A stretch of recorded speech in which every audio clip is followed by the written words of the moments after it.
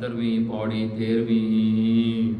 ਸੁਖ ਸਾਗਰ ਗੁਰ ਛੱਡ ਕੇ ਭਵ ਜਲ ਅੰਦਰ ਭੰਬਲ ਭੂਸੇ ਲਹਿਰੀ ਨਾਲ ਪਛਾੜੀਐਨ ਹਉਮੈ ਅਗਨੀ ਅੰਦਰ ਲੂਸੇ। ਵਾਹਿਗੁਰੂ ਜੀ ਕਾ ਖਾਲਸਾ ਵਾਹਿਗੁਰੂ ਜੀ ਕੀ ਫਤਿਹ। ਸੁਖ ਸਾਗਰ ਗੁਰ ਛੱਡ ਕੇ ਭਵ ਜਲ ਅੰਦਰ ਭੰਬਲ ਭੂਸੇ।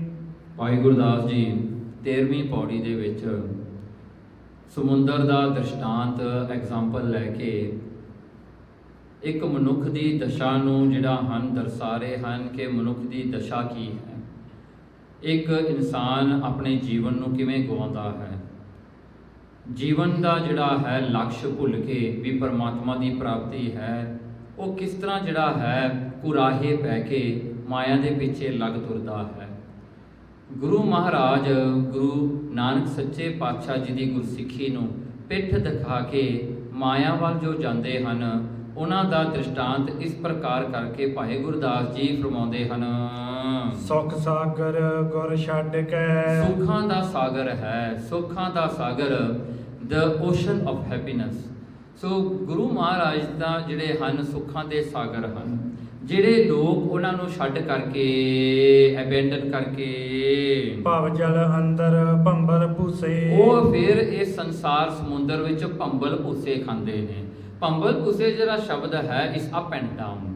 ਸੋ ਅਪ ਐਂਡ ਡਾਊਨ ਦਾ ਕੰਮ ਕੀ ਹੁੰਦਾ, ਕਿਤੇ ਪ੍ਰੋਫਿਟ ਹੋ ਗਈ, ਕਿਤੇ ਲਾਸ ਹੋ ਗਈ, ਕਿਤੇ ਖੁਸ਼ੀ ਹੋ ਗਈ, ਕਿਤੇ ਜਿਹੜਾ ਦੁੱਖ ਹੋ ਗਿਆ, ਕਿਤੇ ਜਿਹੜਾ ਅਨਹੈਲਥੀ ਹੋ ਗਏ, ਕਿਤੇ ਬਿਮਾਰ ਹੋ ਗਏ, ਕਿਤੇ ਜਿਹੜਾ ਹੈ ਉਹਨਾਂ ਦੇ ਜੀਵਨ ਵਿੱਚ ਸਟ੍ਰੈਸ ਆ ਗਿਆ, ਕਿਤੇ ਉਹਨਾਂ ਦੇ ਮਨ 'ਚ ਖੁਸ਼ੀ ਆ ਗਈ। ਸੋ ਇਸ ਤਰ੍ਹਾਂ ਜਿਹੜਾ ਅਪ ਐਂਡ ਡਾਊਨਸ ਜਿਹੜੇ ਹੁੰਦੇ ਨੇ ਲਾਈਫ ਦੇ ਵਿੱਚ ਉਹ ਇਹਨਾਂ ਵਿੱਚ ਫਸੇ ਰਹਿੰਦੇ ਨੇ। ਸੋ ਹਮੇਸ਼ਾ ਉਹਨਾਂ ਦੀ ਬਿਰਤੀ ਜਿਹੜੀ ਹੈ ਨਾ, ਉਹਨਾਂ ਦੀ ਥਾਟਸ ਜਿਹੜੀ ਹੈ ਨਾ, ਉਹਨਾਂ ਦੀ ਮਾਈਂਡ ਦੀ ਕਨਸੈਂਟਰੇਸ਼ਨ ਜਿਹੜੀ ਹੈ ਉਹ ਹਮੇਸ਼ਾ ਹੀ ਜਿਹੜੀ ਹਨ ਅਪ ਐਂਡ ਡਾਊਨ ਵੈਸੇ ਹੀ ਹੁੰਦੀ ਰਹਿੰਦੀ ਹੈ। ਉਹਨਾਂ ਦੇ ਇਮੋਸ਼ਨਸ ਵੀ ਹਮੇਸ਼ਾ ਬਦਲਦੇ ਰਹਿੰਦੇ ਹਨ। ਮਤਲਬ এনवायरमेंट ਜਿਹੜਾ ਹੈ ਉਹ ਉਹਨਾਂ ਦੇ ਮਨ ਨੂੰ ਕੰਟਰੋਲ ਕਰਦਾ ਹੈ।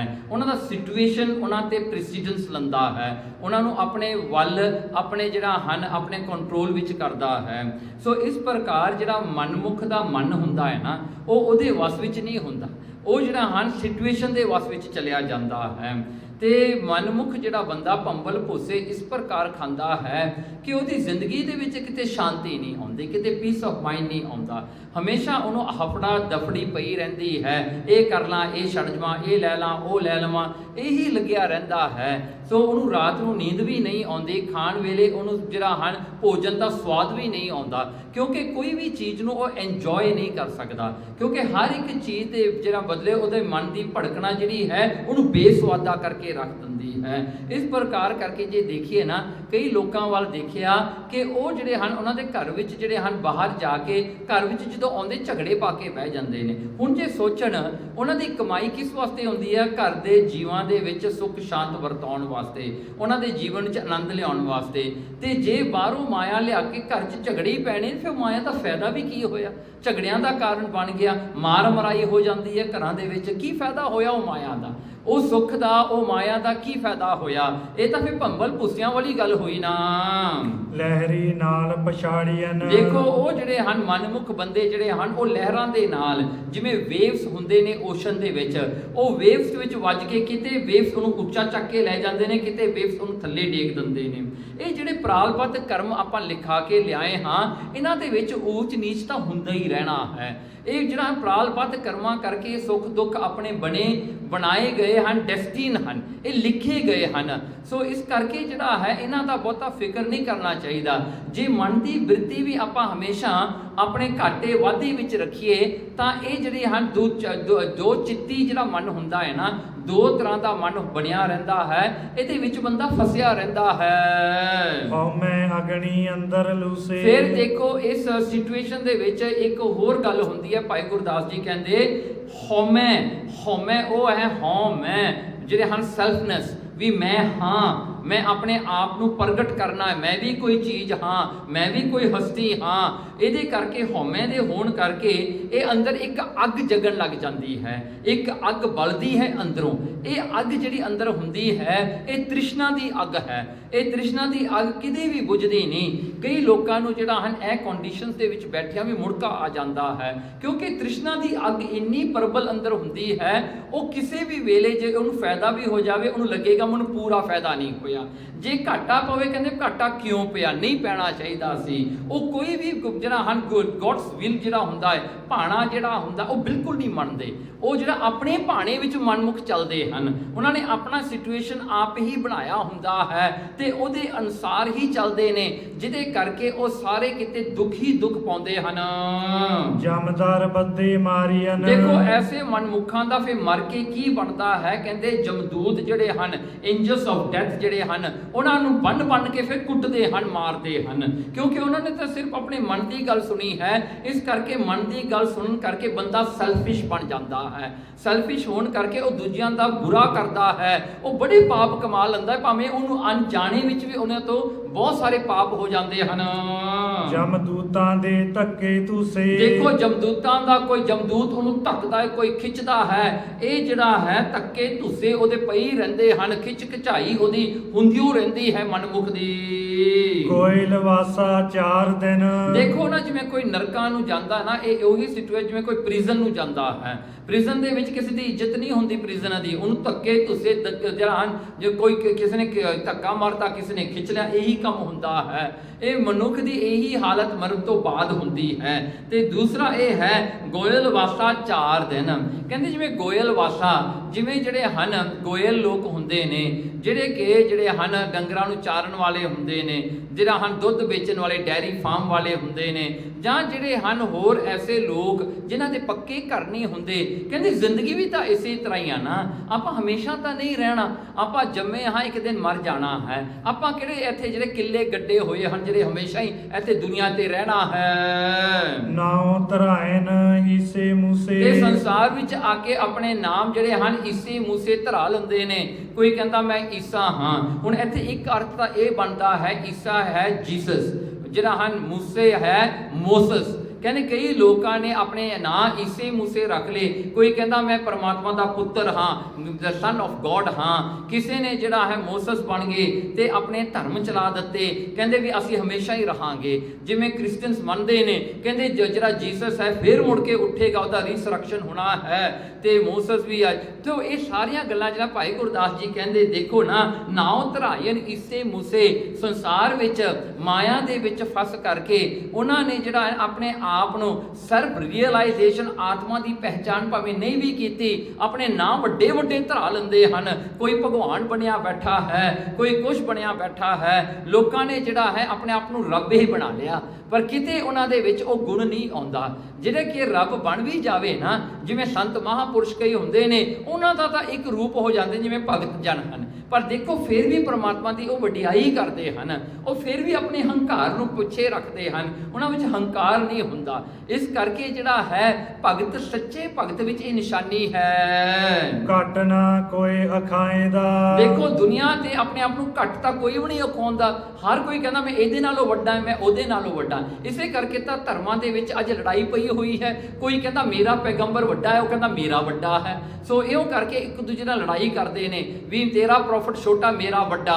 ਸੋ ਇਸ ਕਰਕੇ ਜਿਹੜਾ ਹਨ ਤੇਰਾ ਰੱਬ ਛੋਟਾ, ਮੇਰਾ ਰੱਬ ਵੱਡਾ, ਹਾਂਜੀ ਤੇਰਾ ਰੱਬ ਹੋਰ, ਮੇਰਾ ਰੱਬ ਹੋਰ। ਸੋ ਇਹ ਜਿਹੜੀਆਂ ਗੱਲਾਂ ਹਨ ਕਹਿੰਦੇ, ਤੇ ਮਾਇਆਧਾਰੀ ਜਿਹੜੇ ਹੁੰਦੇ ਨੇ ਸੰਸਾਰ ਵਿੱਚ, ਉਹਨਾਂ ਦੀ ਵੀ ਤਾਂ ਇਹੀ ਲੜਾਈ ਹੈ। ਉਹ ਕਹਿੰਦਾ ਮੈਂ ਸਭ ਤੋਂ ਧਨੀ ਹਾਂ, ਉਹ ਕਹਿੰਦਾ ਮੈਂ ਧਨੀ ਹਾਂ। ਮੈਂ ਵੱਡਾ ਹਾਂ, ਉਹ ਕਹਿੰਦਾ ਮੈਂ ਵੱਡਾ ਹਾਂ। ਹਰ ਕੋਈ ਆਪਣੇ ਵੱਡੇਪਣ ਦੇ ਵਿੱਚ ਫਸਿਆ ਹੋਇਆ ਹੈ, ਹਰ ਕੋਈ ਵੱਡਾ ਬਣਨਾ ਚਾਹੁੰਦਾ ਹੈ। ਆਪੋ ਧਾਪੀ ਹੈਰਤ ਹੁਸੇ। ਦੇਖੋ ਇਹੀ ਜਿਹੜੇ ਹਨ ਇੱਕ ਗੱਲ ਹੈ, ਕਹਿੰਦੇ ਕਿ ਅਕਲ ਦੇ ਨਾਲ ਜੇ ਕਿਤੇ ਆਪਾਂ ਕੁਝ ਅਕਲ ਲਾ ਕੇ ਇਸ ਗੱਲ ਨੂੰ ਸੋਚਣਾ ਕਰੀਏ, ਕਹਿੰਦੇ ਕਿ ਆਪੋ ਧਾਪਿਓ ਹੀ ਹੈ ਨਾ, ਇਹ ਆਪਾਂ ਖਿੱਚ ਖਿਚਾਈ ਹੋਈ ਹੈ ਨਾ, ਇਹਨੂੰ ਡੇਗਿਆ ਆਪ ਚੜਨਾ ਹੈ, ਬਸ ਇਹੀ ਗੱਲ ਹੁੰਦੀ ਹੈ।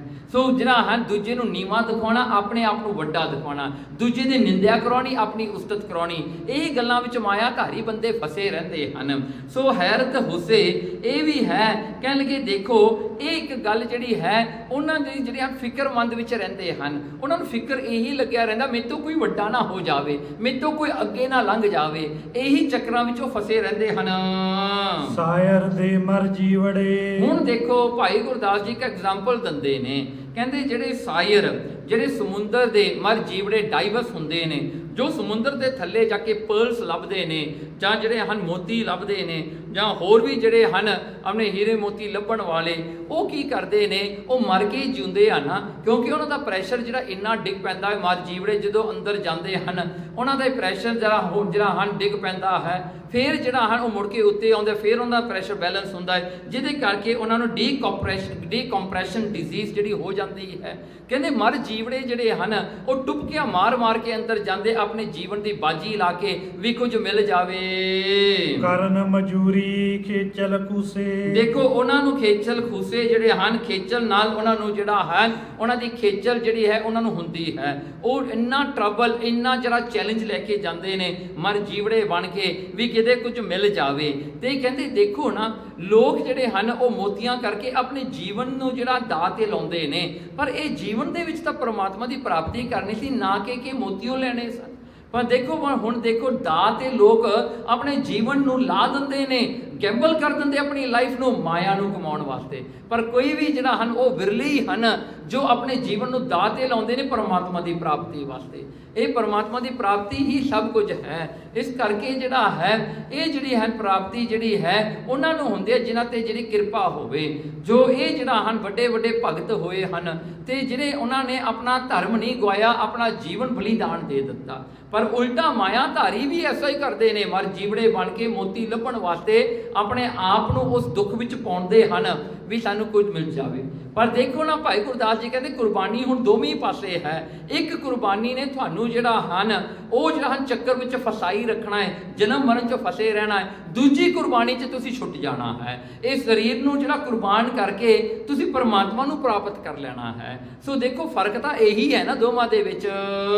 ਗੁਰ ਪੂਰੇ ਬਿਨ ਡਾਂਗ ਡੰਗੂਸੇ। ਪਰ ਕਹਿੰਦੇ ਐਸਾ ਹੈ, ਕਹਿੰਦੇ ਗੁਰੂ ਪੂਰੇ ਤੋਂ ਬਗੈਰ ਤਾਂ ਡੰਡੇ ਸੋਟੇ ਹੀ ਮਿਲਨੇ ਹਨ। ਕਹਿੰਦੇ ਗੁਰੂ ਪੂਰੇ ਤੋਂ ਬਗੈਰ ਤਾਂ ਅਕਲ ਨਹੀਂ ਆਉਣੀ ਨਾ, ਇਹ ਜਿਹੜੀ ਸਮਝ ਨਹੀਂ ਪੈਣੀ। ਗੁਰੂ ਪੂਰੇ ਨੇ ਆਪਾਂ ਨੂੰ ਸਮਝ ਦੇਣੀ ਹੈ ਵੀ ਜੀਵਨ ਦਾ ਲਕਸ਼ ਤਾਂ ਪਰਮਾਤਮਾ ਦੀ ਪ੍ਰਾਪਤੀ ਹੈ, ਨਾ ਕਿ ਮਾਇਆ ਹੈ। ਇਸ ਕਰਕੇ ਤੋਂ ਜਿਹੜਾ ਹਨ ਹਮੇਸ਼ਾ ਆਪਾਂ ਨੂੰ ਜਿਹੜਾ ਹਨ ਉਹੀ ਕਾਰਜ ਕਰਨੇ ਚਾਹੀਦੇ ਨੇ ਜਿਹੜੇ ਆਪਾਂ ਨੂੰ ਪਰਮਾਤਮਾ ਦੇ ਨੇੜੇ ਲੈ ਕੇ ਜਾਂਦੇ ਹਨ, ਨਾ ਕਿ ਜਿਹੜੇ ਦੂਰ ਲੈ ਕੇ ਜਾਂਦੇ ਉਹ ਨਹੀਂ ਕਰਨੇ ਚਾਹੀਦੇ। ਹਮੇਸ਼ਾ ਜ਼ਿੰਦਗੀ ਦੇ ਵਿੱਚ ਜਿਵੇਂ ਇੱਕ ਫਲ ਹੈ, ਜਿਉਂ-ਜਿਉਂ ਪੱਕਦਾ ਹੈ ਉਹ ਮਿੱਠਾ ਹੁੰਦਾ ਹੈ ਤੇ ਦੂਜਾ ਉਹ ਆਪਣੇ ਟਾਣੀ ਨੂੰ ਛੱਡਦਾ ਜਾਂਦਾ ਹੈ। ਇਸੇ ਤਰ੍ਹਾਂ ਹੀ ਦਾ ਜੀਵਨ ਚਾਹੀਦਾ ਹੈ। ਜਿਉਂ-ਜਿਉਂ ਜੀਵਨ ਦੀ ਉਮਰ ਵੱਧਦੀ ਹੈ ਤਿਉਂ-ਤਿਉਂ ਅੰਦਰ ਜਿਹੜੇ ਹਨ ਭਗਤੀ ਦੀ ਮਿਠਾਸ ਵੀ ਵਧਣੀ ਚਾਹੀਦੀ ਹੈ ਤੇ ਇਹ ਜੀਵਨ ਦਾ ਜਿਹੜਾ ਮੋਹ ਟੁੱਟਣਾ ਚਾਹੀਦਾ ਹੈ। ਤਾਂ ਹੀ ਤਾਂ ਫਿਰ ਉਹ ਫਲ ਕਿਸੇ ਦੇ ਕੰਮ ਆਉਂਦਾ ਹੈ ਨਾ। ਤਾਂ ਹੀ ਤਾਂ ਜੀਵਨ ਦੀ ਕੀਤੀ ਹੋਈ ਕਮਾਈ ਅੱਗੇ ਵੀ ਪੁਸ਼ਤਾਂ ਤੱਕ ਰਹਿੰਦੀ ਹੈ। ਅਗਲੇ ਵੀ ਜਿਹੜੇ ਹਨ ਉਹ ਜਿਹੜਾ ਜੀਵਨ ਹੈ ਸਦੀਵੀ ਜੀਵਨ ਬਣ ਜਾਂਦਾ ਹੈ ਲੋਕਾਂ ਵਾਸਤੇ। ਸੋ ਐਸਾ ਜਿਹੜਾ ਪਰਉਪਕਾਰੀ ਜੀਵਨ ਤਾਂ ਗੁਰਪੂਰੇ ਦੇ ਨਾਲ ਹੀ ਬਣੇਗਾ ਨਾ। ਸੋ ਗੁਰਪੂਰੇ ਦੀ ਸਿੱਖੀ ਨੂੰ ਕਮਾਉਣਾ ਪਵੇਗਾ। ਸਾਇਰ ਦੇ ਮਰ ਜੀਵੜੇ ਕਰਨ ਮਜੂਰੀ ਖੇਚਲ ਖੂਸੇ। ਗੁਰ ਪੂਰੇ ਬਿਨ ਡਾਂਗ ਡਗੂਸੇ। ਵਾਹਿਗੁਰੂ ਜੀ ਕਾ ਖਾਲਸਾ, ਵਾਹਿਗੁਰੂ ਜੀ ਕੀ ਫਤਿਹ।